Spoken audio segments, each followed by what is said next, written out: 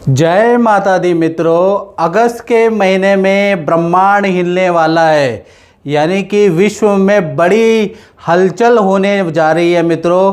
सावन के महीने में यानी सावन के पवित्र महीने में दो दो ग्रहण लगने वाले हैं, यानी कि एक ही पक्ष के अंदर दो ग्रहण लगने वाले हैं। पहला जो ग्रहण है वो 12 अगस्त को सूर्य ग्रहण लगने वाला है और दूसरा 28 अगस्त को यानी रक्षाबंधन पर दूसरा चंद्र ग्रहण लगने वाला है। अब हालांकि ये जो दोनों ग्रहण है ये भारत में मित्रों दिखाई नहीं देंगे, इसका सूतक का प्रभाव भी भारत में नहीं रहेगा, लेकिन इन दो ग्रहणों का परिणाम पूरे विश्व को भोगना पड़ सकता है।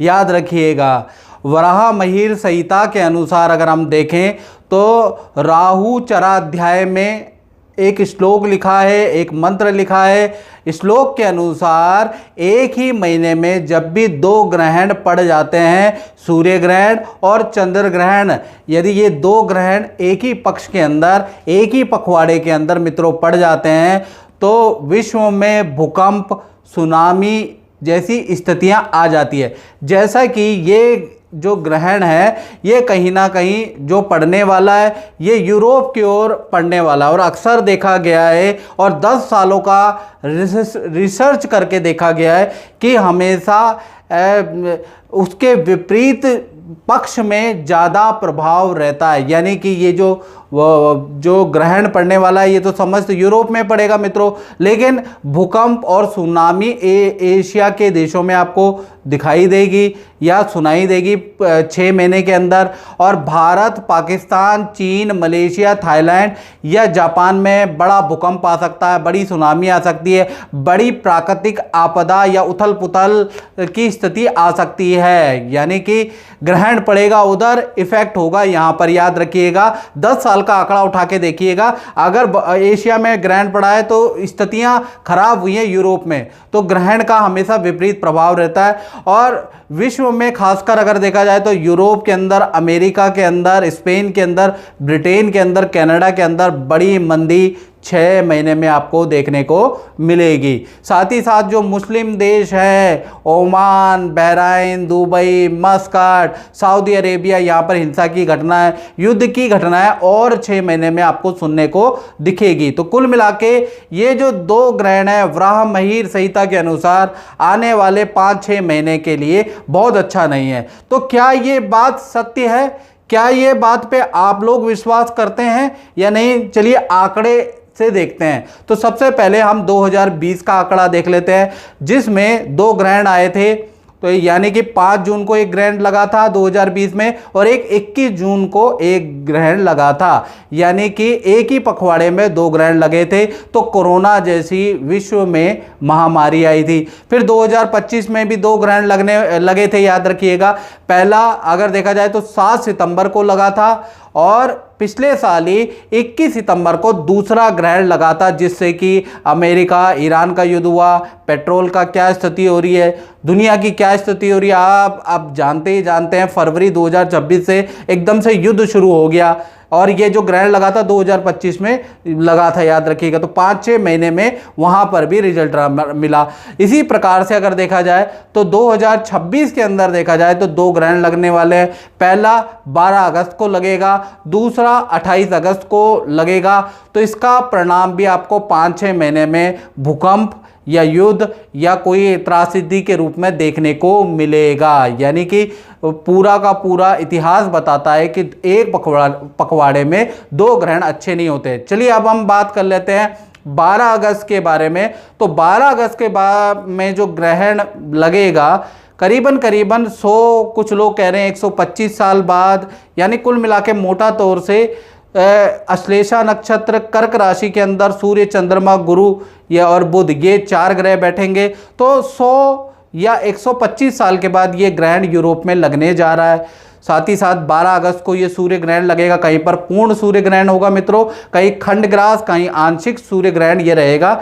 सबसे बड़ी बात यह है कि भारत में ये दिखाई नहीं देगा, लेकिन ज्योतिषीय दृष्टि के अनुसार और वराह महीर संहिता के अनुसार भाई इसका विश्व में प्रभाव भोगना ही पड़ेगा, यानी कि विश्व में कुछ मंदी आएगी, कहीं युद्ध कहीं और होगा तो भारत पे भी उसका इनडायरेक्टली प्रभाव पड़ेगा। जैसा कि आप देख ही रहे हैं, अमेरिका का युद्ध, ईरान की युद्ध में युद्ध हो रहा है, वहाँ प्रभाव पड़ रहा है भारत में, पाकिस्तान में, बांग्लादेश में, तो कहीं ना कहीं प्रभाव तो पड़ता ही है, याद रखिएगा।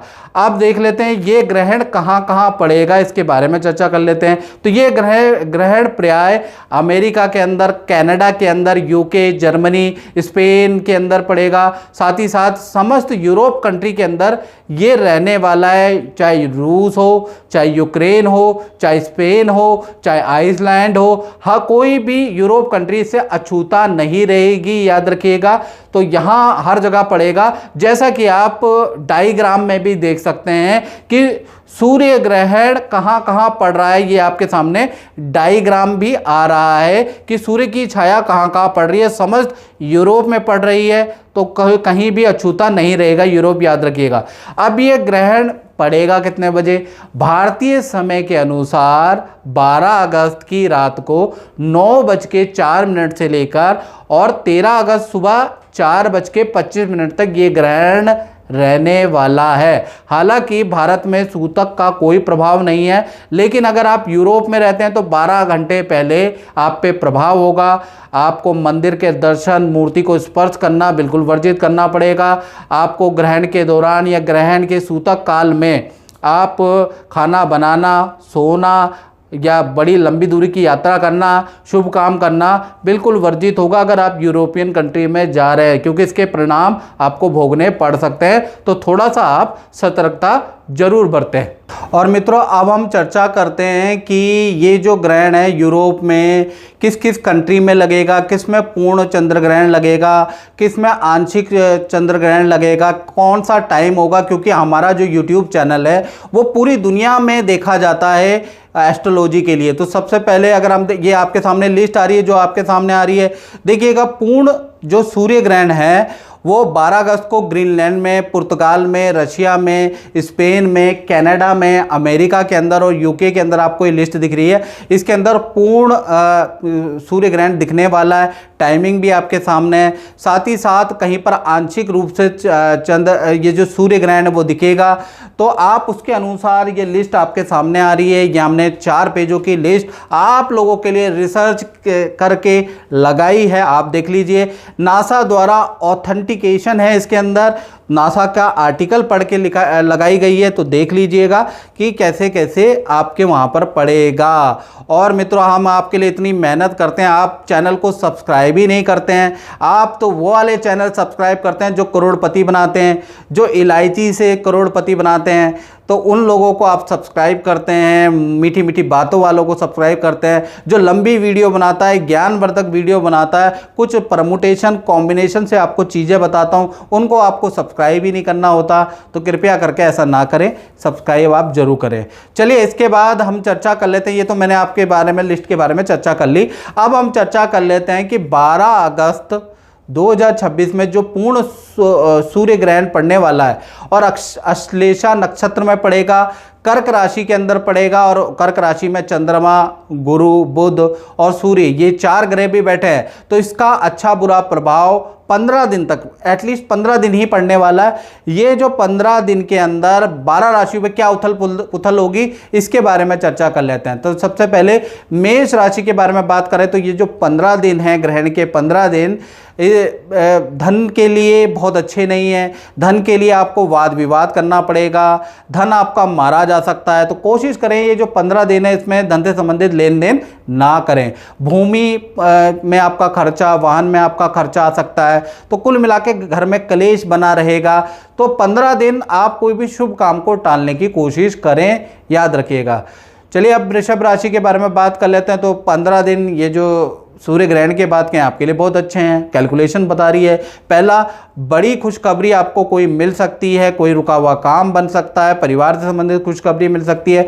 15 दिन के अंदर कोई बहुत बड़ा काम जो आपका अटका था वो हो सकता है, कोई रुका हुआ काम आपका बन सकता है, कोई बड़ा धन लाभ आपको, कोई बड़ी डील आपकी हो सकती है। तो ये जो 15 दिन है ये वृषभ राशि के लिए बहुत अच्छे हैं। मिथुन राशि के बारे में बात करें तो कहीं ना कहीं संतान की तरफ से कुछ टेंशन आपको मिलेगी, या तो संतान को हेल्थ इशू रहेंगे या संतान से टेंशन रहेगी। साथ ही साथ करियर के लिए और धन के लिए ये स्थिति अच्छी है। तो वहीं पर जहां संतान से टेंशन रहेगी वहीं पर अचानक आपके काम भी बनेंगे, अचानक आपको धन का लाभ भी मिलेगा। बात कर लेते हैं कर्क राशि के लिए। तो कर्क राशि के लिए कहीं ना कहीं ये जो ग्रहण है इसके 15 दिन में कोई सरकारी फाइल आपकी अटकी है, सरकारी दफ्तरों के चक्कर काट रहे हैं, लोन नहीं हो पा रहा है या कहीं पर अप्रूवल नहीं आ पा रहा, तो 15 दिन के अंदर आपका वो अप्रूवल, वो एग्रीमेंट रिन्यू होता है, वो चीज़ सरकार की ओर से आपको मिलती है। सरकार की तरफ से कोई ना कोई न्यूज़ आप में आती हुई नजर आएगी, यानी कहीं ना कहीं सरकार की तरफ से कुछ ना कुछ आपको लाभ मिलता हुआ, सरकारी योजना का लाभ मिलता हुआ नजर आएगा। तो कहीं ना कहीं वो बहुत अच्छा है। लेकिन पेट की प्रॉब्लम, कॉन्स्टिपेशन की समस्या, सरदर्द की समस्या भी आपको 15 दिन परेशान कर सकती है।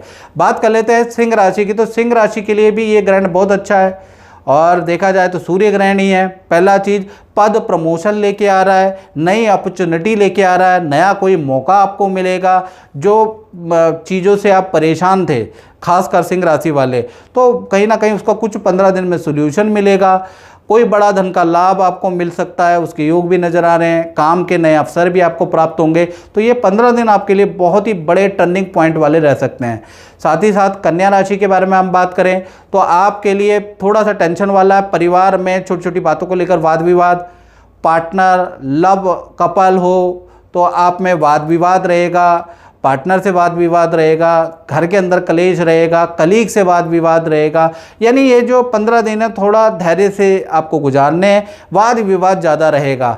बात कर लेते हैं तुला राशि की। तो तुला राशि के लिए ये जो ग्रहण है किस्मत खोलने वाला है। कहीं ना कहीं पार्टनर को कोई धन का लाभ होगा, पार्टनर कोई ना कोई खुशखबरी परिवार से जुड़ी, आप दोनों से जुड़ी भी कोई खुशखबरी आपको सुना सकते हैं।